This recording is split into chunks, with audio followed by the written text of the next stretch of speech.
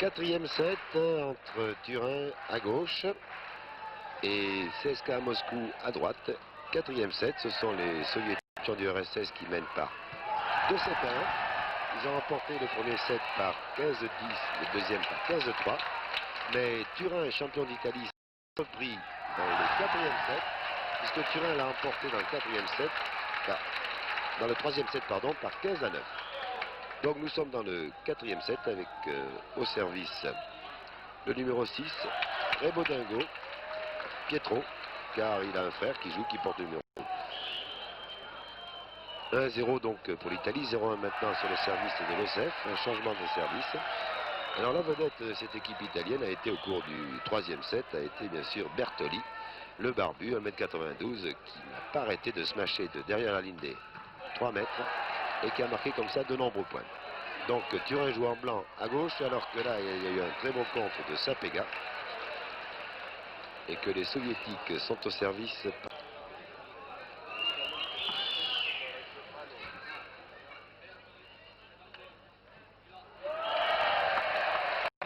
Un peu de dessus sur Moliboga, le numéro 7, changement de service, 1-0, c'est donc tout à fait le début du quatrième set.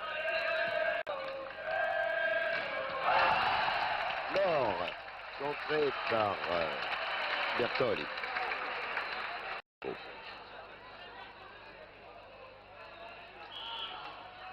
Au service d'Ametto. Réception Tchenko.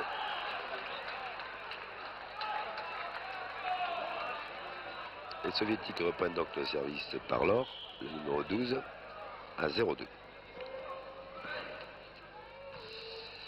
Satanov la plupart du temps en réception et on smash Perotti. Au service Filotti. Au smash, mais les Italiens n'ont pas perdu la balle et on donne à l'homme miracle Bertoli. Moliboga, contré, Losef, Savine à la passe, oui, pas derrière, il sait tout faire, Savine, et un très beau lob de Moliboga. Eh bien, les soviétiques avaient un peu leur jeu désorganisé, là, puisque c'était Savine qui était à la passe, Savine 2 mètres, qui est un attaquant de pointe. Mais tout de même, ils ont réussi à reprendre le service à 0-2 par Sapega.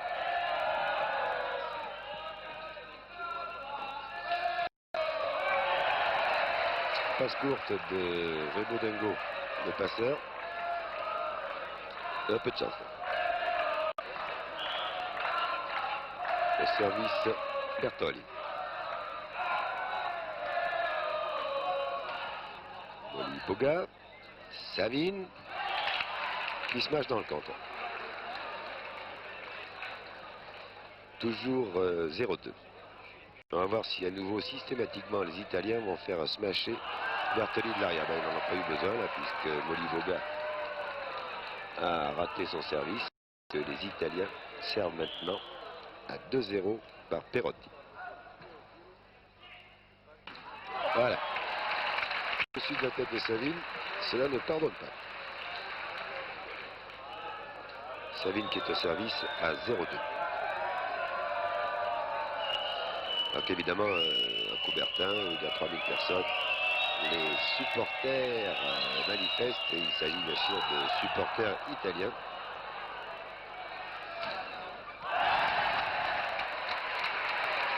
Slatanov.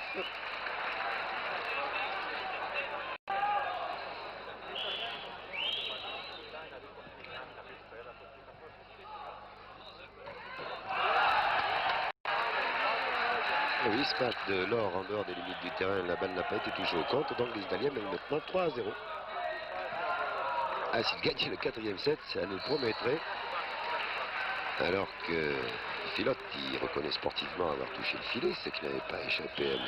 Ravan, l'arbitre, et que l'OSEF est au service. Bertoli, très bien contré par Sapega.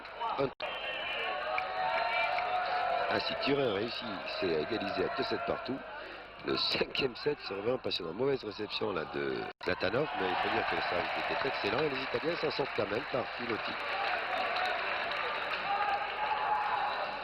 C'est Slatanov, international bulgare, 35 ans, qui est au service. Il joue dans l'équipe de Turin.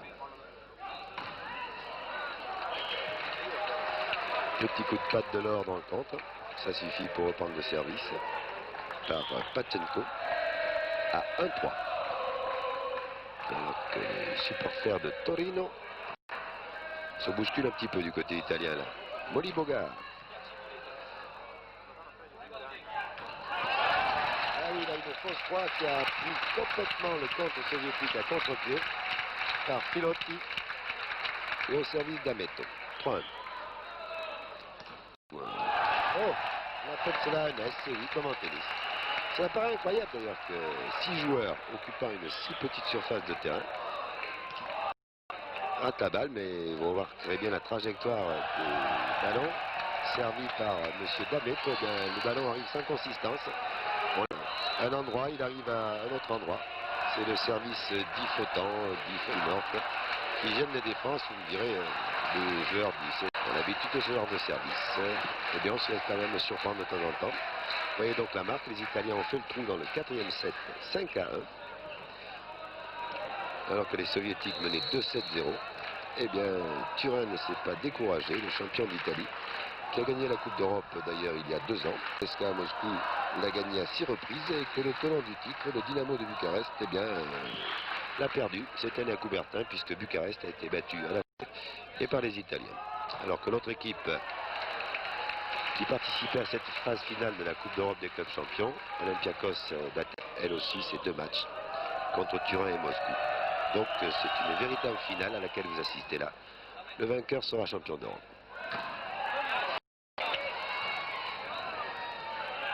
Sapega au compte, il n'est pas mauvais. Savine aussi d'ailleurs. Sapega pour Losef, Moliboga. Et voilà, ça c'est le jeu, j'allais dire, le jeu italien typique avec ce plongeon de Rebodingo. On se bat sur toutes les balles, c'est du volleyball spectaculaire. On ne s'avoue jamais battu. Et alors que Jean-Paul Dinas va nous remontrer au ralenti ce de Rebodingo. Vous voyez, pourtant, il y avait un beau smash, un smash superbe de Moliboga, et bien voilà. Ah, ça, c'est le jeu latin. Allez, Moliboga, il frappe encore plus fort cette fois-ci. Il se dit, c'est pas possible que mes balles reviennent tout le temps comme cela. Je suis quand même international soviétique, un des meilleurs joueurs du monde, sans doute le plus complet, et on renvoie toutes les balles. En attendant, le trou est fait. 1-6, 1 pour Moscou, au service de Sapega. Oh, est-ce que la balle a touché? Je ne crois pas. Bertoli, la balle était légèrement dehors. Bertoli un peu désaxé, sa balle plutôt que de la frapper, mais elle était légèrement sortie des limites du terrain. 2-6 au service Sapega. Ah, cette fois-ci, c'est nettement dehors. Et les Italiens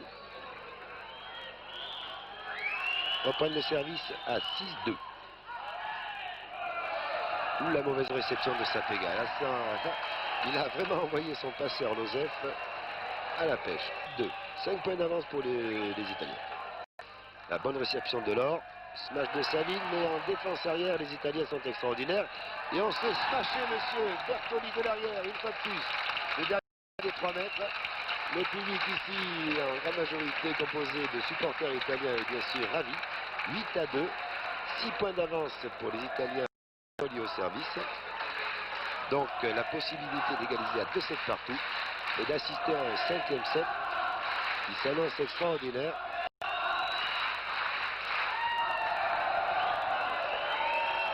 Savine. Et il y a un soutien au contre, c'est bien joué. C'est Slatanov qui permet à Turin de mener 9-2.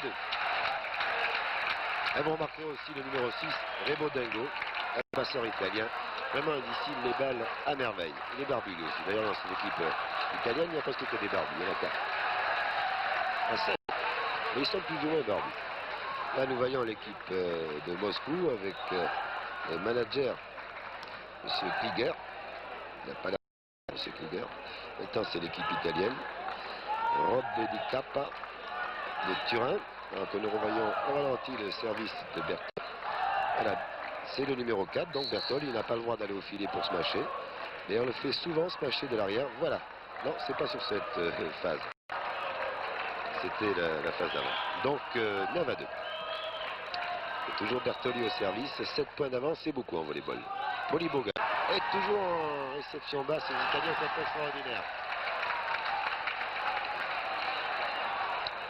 Non, Lestino a touché le filet.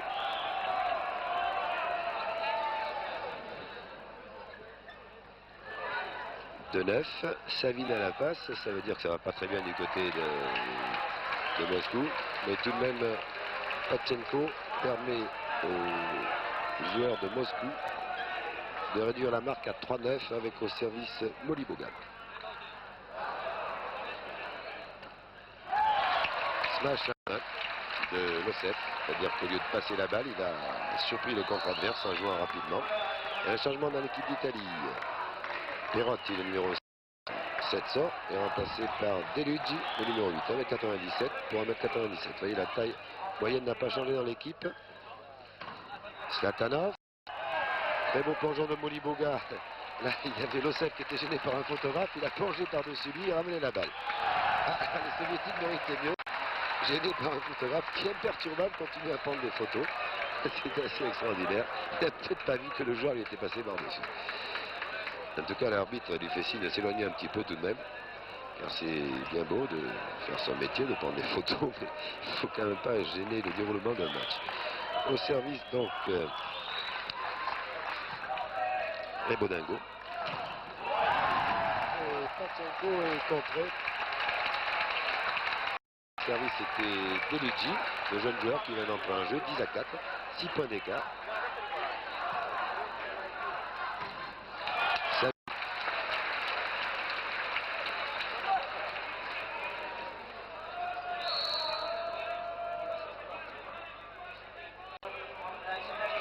Et Savine sort, est remplacé par Politchouk à l'arrière toujours et au service. Car on fait un peu opposé et Politchouk, qui fut un très grand joueur, un international soviétique de très grande valeur, eh bien ne joue maintenant qu'à l'arrière pour faire reposer Savine. Dès qu'il le pourra, reviendra au filet. En attendant, 5-10. Zlatanov, parce que, et oui, il a de l'expérience. Cet international du gars, 10-5 avec au service Rebodingo. Réception Sapega. Au match Pachenko. Mais oui, Français fait signe qu'un joueur italien, en l'occurrence Deluigi, a touché la balle. Donc changement de service au service Losef. Réception Zlatan au plongeon de Losef. Et l'or. Eh oui. Smash de l'or dans le contre. Zlatanov n'a rien pu. 6-10. Attention, les soviétiques reviennent à 4 points. Alors un changement dans l'équipe italienne. Et oui, c'est certain qu'on fait rentrer Perotti et sortir le jeune Deluigi.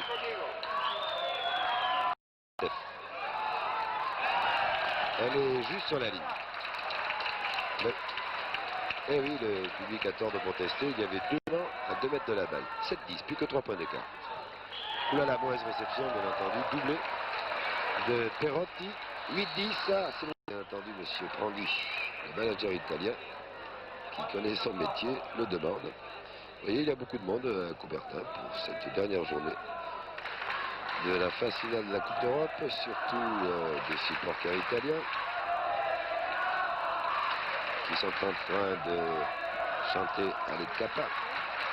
C'est l'un des capturés, voilà, alors que Jean Pardinas et l'équipe technique de la SFP nous montrent cette balle qui avait été contestée par les Italiens. Là, voilà, elle tombe pleine ligne. Donc les juges n'ont pas toujours tort, ils avaient raison en l'occurrence.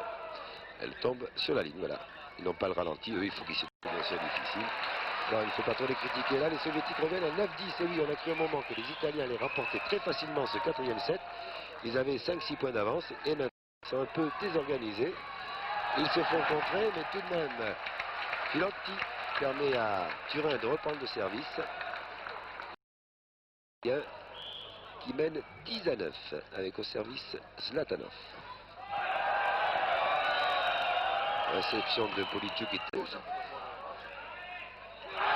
Et de toute façon, c'est le point pour les Italiens par D'Ametto sur une très belle passe de Rebodingo. 11-9. Service toujours Zlatanov. Losef pour Pachenko. Ils sont bien meilleurs en défense, les Italiens. Ah là, cette fois-ci au contre, Monsieur Bertoli n'est pas passé face à Pachenko. Un 9-11. Service Panchenko.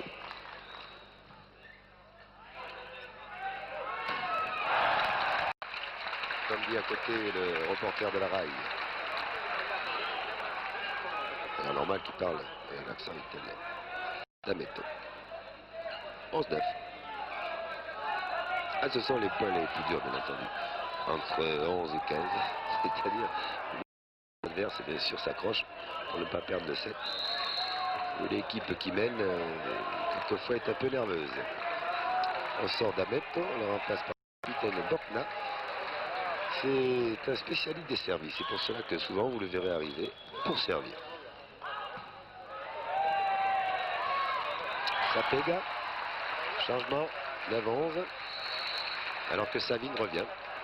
Je vous l'ai dit, Politchouk, il est au cours d'un match. Dès qu'il arrive au filet, le malheureux, on le remplace. Ça a pourtant été un des plus grands attaquants mondiaux. Et avec l'âge maintenant, il joue 10-11. Plus qu'un point d'écart, plus qu'un point d'avance pour Turin avec l'or au service. Réception Slatanov. Les soviétiques sont très bons au contre. Boga dehors. Non, la personne n'a touché la balle. Pourtant, c'était l'occasion pour Moscou d'égaliser là. Quand il fait très très chaud à Coubertin, que les joueurs transpirent, bien sûr, dès qu'il y a un plongeon, il faut nettoyer le terrain. Donc Savine semble dire non, c'est pas bien ça. Pas bien essuyé. Et que Filotti attend tranquillement. Filotti au service à 11-10 pour Turin. Fin de quatrième set, en tout cas passionnant à Savine. Mesure 2 mètres, il saute très haut, il est un excellent passeur avec Lossev.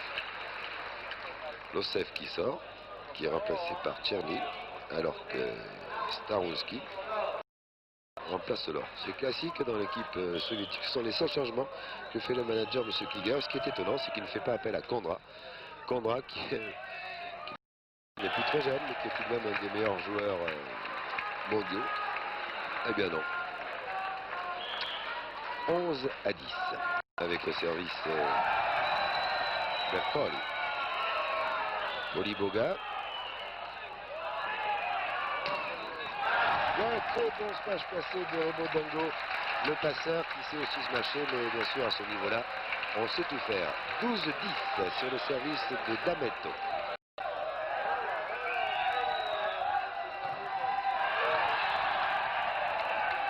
Et oui, les soviétiques se font contre 13-10.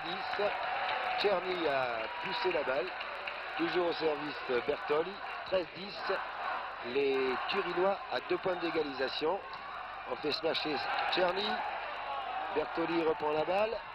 Slatonov a pris la balle sur la tête, mais c'est permis en volleyball.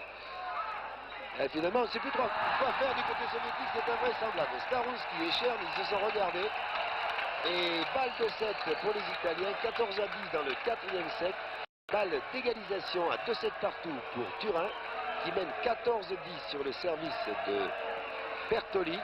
14-10, balle d'égalisation à 2-7 partout. Bertoli au service. On se gêne un peu à la réception.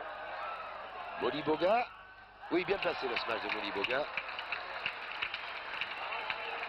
Première balle de 7 donc sauvée par Moscou avec Moliboga au service à 10-14. 11-14. 11-14. Toujours au service Moliboga. Oh, mauvaise réception. 12-14 sur un smash de Panchenko. Très mauvaise réception de la part des Italiens qui procèdent à un changement. D'Ametto qui revient et qui remplace Borkna. Moscou n'a plus que 2 points de retard, 12-14 sur le service de Moliboga. Et encore une très mauvaise réception de la part des Italiens. Un smash de Panchenko, 13-14. Moliboga décidément sert très bien. Alors les Italiens bien sûr demandent un temps mort, monsieur Prat, car après avoir eu une balle de 7, une balle d'égalisation de 7 partout à 14-10, et bien maintenant ce sont les joueurs de Moscou qui peuvent 14 partout dans le quatrième set. Et je vous rappelle bien sûr que Moscou mène par 2-7 à 1. Champardinas d'ailleurs nous montre le tableau d'affichage. Et je vous rappelle qu'après cet temps, c'est Moliboga qui est toujours au service, qui sert d'ailleurs très bien, puisque 3 fois de suite les Italiens ont raté 13-14, possibilité donc d'égalisation à 14 partout dans le 4e set pour Moscou. Voyons si cette fois-ci la réception va être bonne. Eh bien non, Moliboga a un service extraordinaire. Et malgré le plongeon de Filotti, alors que le manager italien, M. Plandi, procède à des changements pour essayer de perturber un peu le service du 14 partout, bien entendu en volleyball, vous le savez, il faut 2 points d'écart. Donc 14 partout. Oh là là, la balle est dehors, mais vraiment, Turin l'a échappé belle. Alors bien entendu, maintenant, il ne s'agit plus de balle de 7. Les joueurs de Turin ont eu une balle de 7. Et à 14 partout, il faut marquer 2 points. Savine, eh oui. Maintenant, Moscou a repris confiance après avoir eu très très peur.